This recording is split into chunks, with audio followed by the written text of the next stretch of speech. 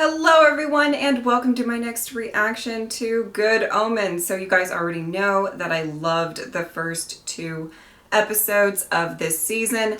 And you know, I adore this show. I love deep diving into it. I'm so glad that it's back, really. And I can't wait to watch more. Let's get into it. I told you. You make better coffee when you're happier. The girls notice. I'm perfectly happy. Oh.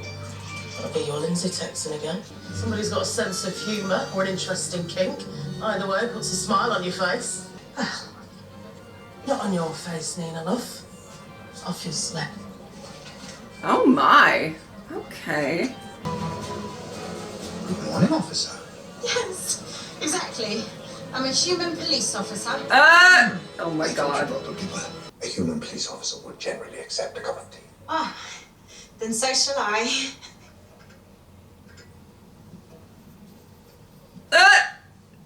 She doesn't know what to do with it. Drink. I think I'll just look at mine for a while. As you please. Great. Who's this now? This is a human police officer who's just popped in to have a quick look at a cup of tea. First visit to Earth, is it by any chance? Yes, I mean, it's amazing, isn't it? Just obviously, I've been here for like 200 years. But when I said yes just then, that was an error. I'm supposed to observe you. But don't worry. We can always tell you everything we talked about afterwards. Oh, great.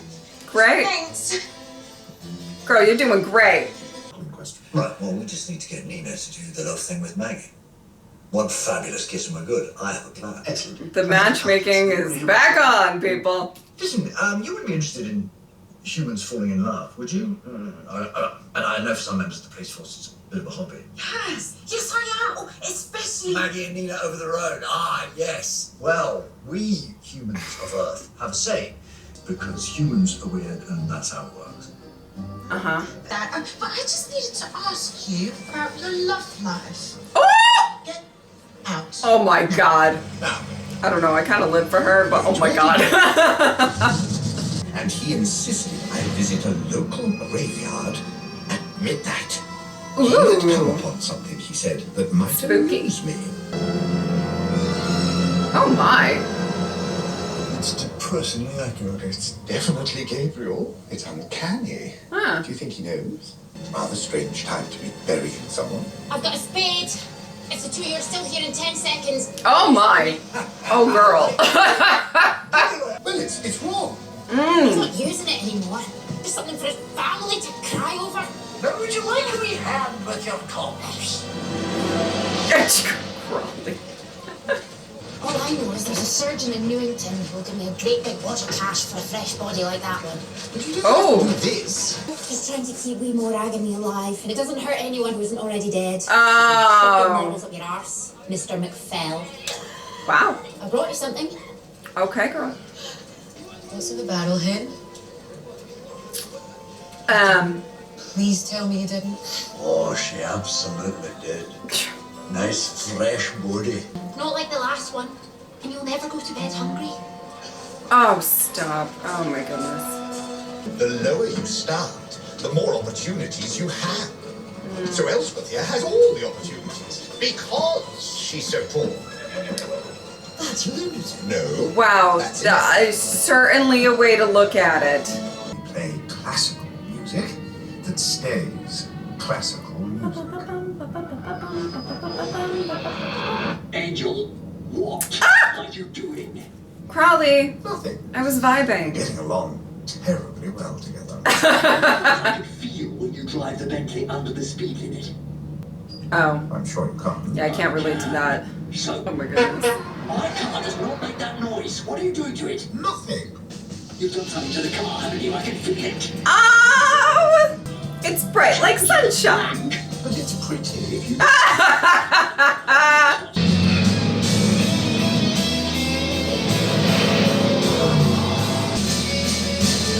Oh, wow. Oh. Trying to think, would it just be nice if someone told you what a good job you did? And how? Yeah. I'm just happy when you don't sentence me to the dung pits for pissing you off. You feel alright? Do you want to go to the dung pit? Oh goodness. This dynamic is, it's gonna be a riot, guys. Honestly, I don't remember. It seemed like a good idea when we were all talking about it. Sudden downpour. They're back out of the rain, bump into each other, look into each other's eyes. Ba-boom.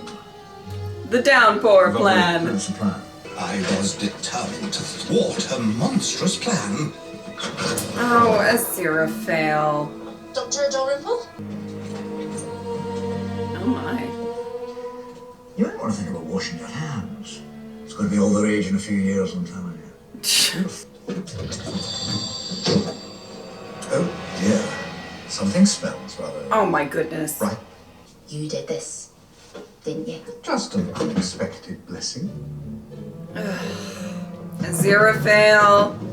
I know that you feel like it's wrong, but not everything is as black and white. There's gray areas.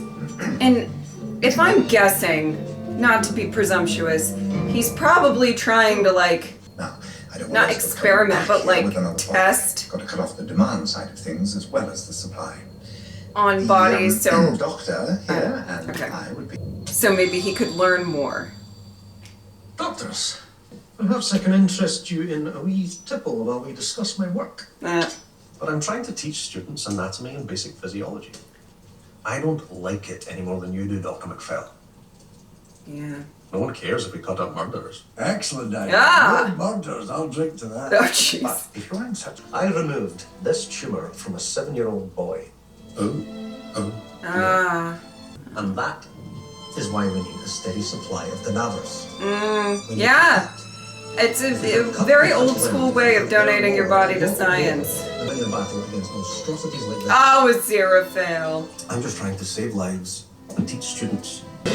I do understand why Aziraphale would think it's really wrong right off the bat, but I love that this show is, or this season is really honing in on the narrative of like, sometimes there's gray areas to stuff. I live. The clue. I'm what's known as a newspaperman. I serve hundreds of people a week. I'm not going to remember some. Well, yeah. Oh, what's here now? Oh, no. Who was he with? Oh, I don't know. Just Who was just he another with? Mason. Was he a big high up or something? He certainly used to be. You could say that. You said you'd help, Morag. Just one body can get us off the street. I will help, because that's what pals do. But it still doesn't make it right.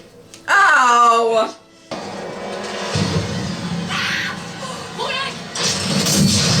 Oh my god! Obviously, the firing of the grave gun had alerted the local watchman.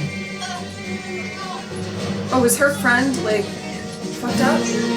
I mean, it didn't look good. No? Oh, shit. Oh my god! Whoa! Well, slightly overdone it on the whole. I'm sorry. It's an emotional scene. Oh my god! And I really can't bear it if that young woman. Oh. I could heal her. No, it's the right thing to do. Oh my goodness. Well, what if you fetch the cart? Oh! Whatever for? I should let her rot in the ground while I starve. Is that what you'd have me do, Mr. McPhail? Because it is certainly not what we Morag would want. No, of course not. It's a bit different when it's someone you know. Wow. Hey, listen, I would be totally fine if my best friend needed to sell my dead body for her to live. She didn't even want to be in that. Hear that, Danielle? She wanted to look after me. You can go and knock on other doors and see if anyone out there will give you more for her. Oh! But I'll give you 5. Damn. Hard bargain. Oh my goodness, girl, what are you doing? I mean, I don't know. Her best friend just died. I'm so sorry about your friend. It happens. People die. They do, don't they? Where are you going? To join Morak. Ah! Toaster now. Love, don't. Oh! Oh, no. Oh! You'll kill yourself. Dying is just wrong. Really? Sweetie, are you okay? Life isn't worth anything, and then monsters like me come and dig you out. I have to stop you there. Crowley, Don't you dare step on me! I'm small, aren't I? Oh, whoa, whoa, whoa, whoa, whoa!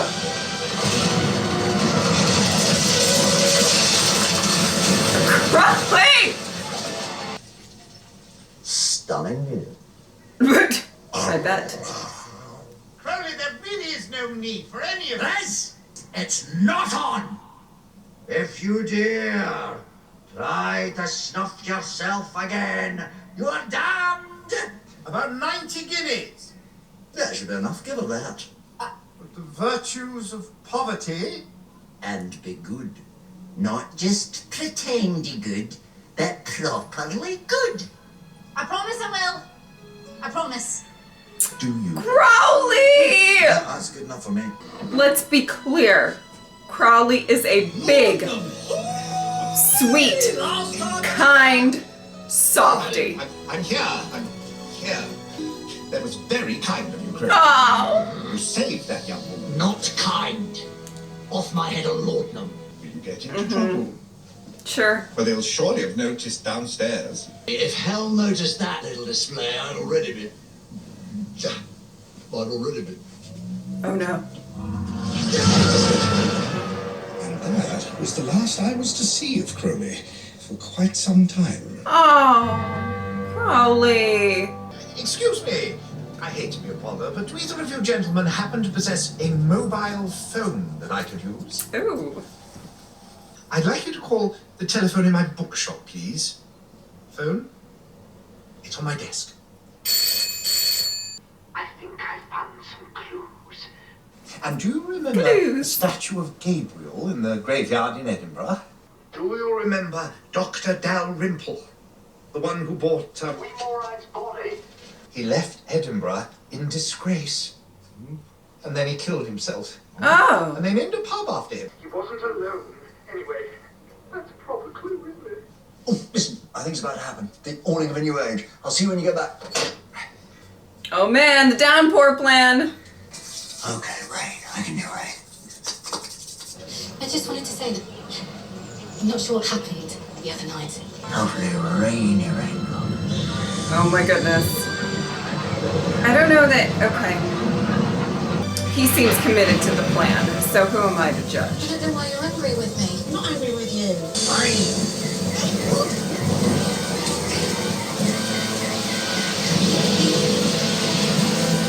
Oh! I'm not that kind of person. I know. I'm not your type. Oh! Ah! Oh! That might have killed the mood a little. There will come a tempest, and darkness, and great storms, and the dead will leave their graves and walk the earth once more. Oh! And there will be great lamentations. Like zombies? Go on. What are we talking about now?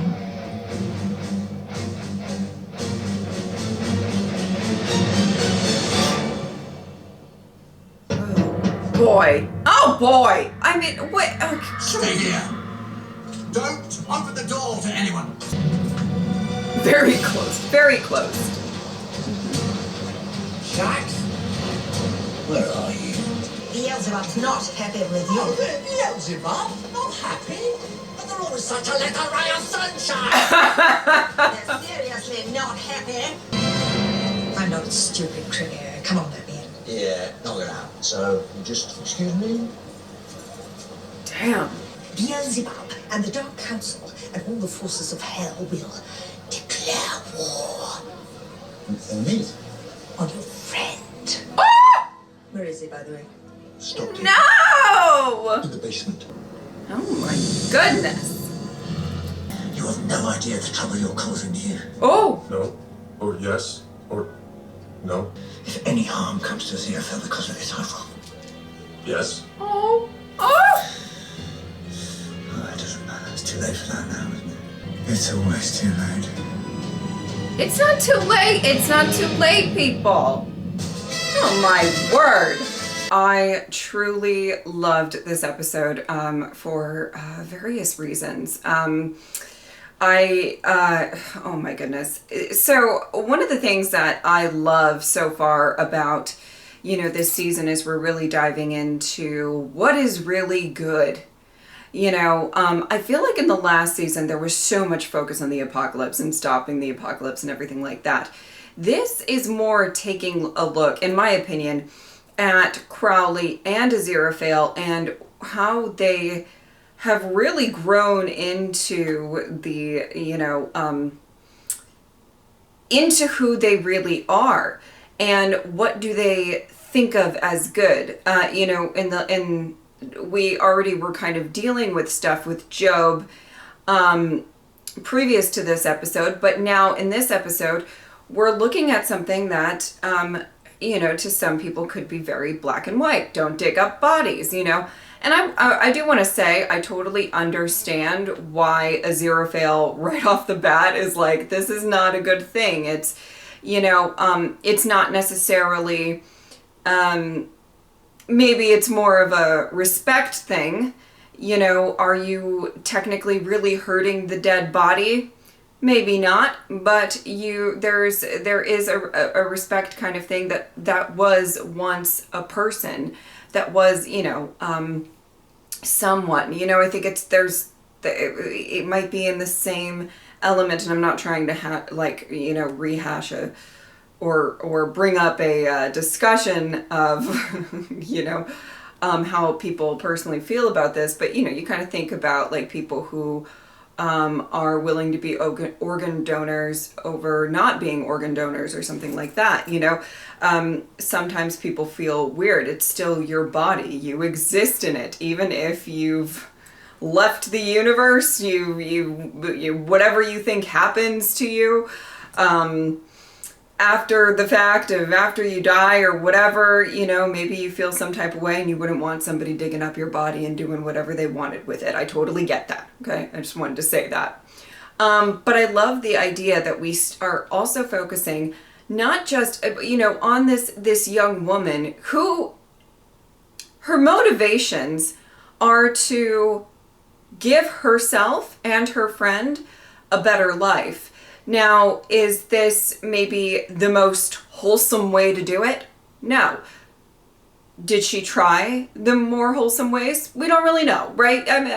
Let's be fair, we don't really know. But there is an element of sometimes people's circumstances are just so dire that they have to resort to something that maybe isn't all that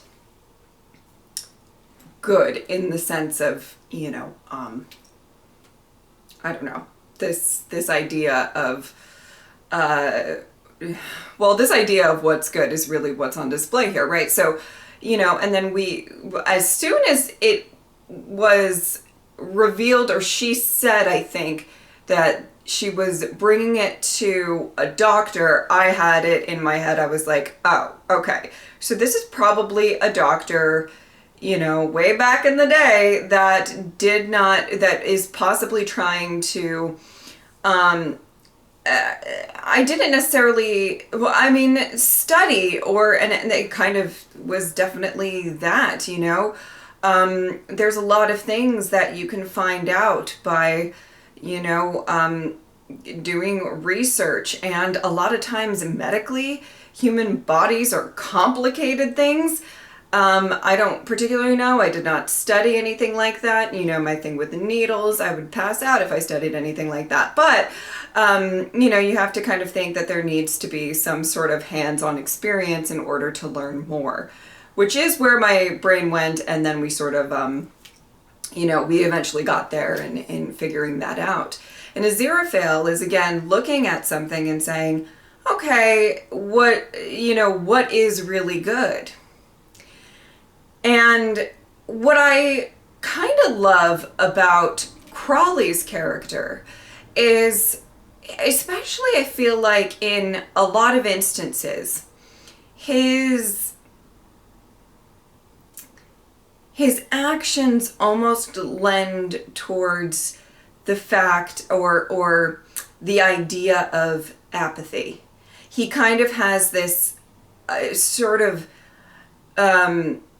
demeanor about him that's like, I don't care, which I don't think is true.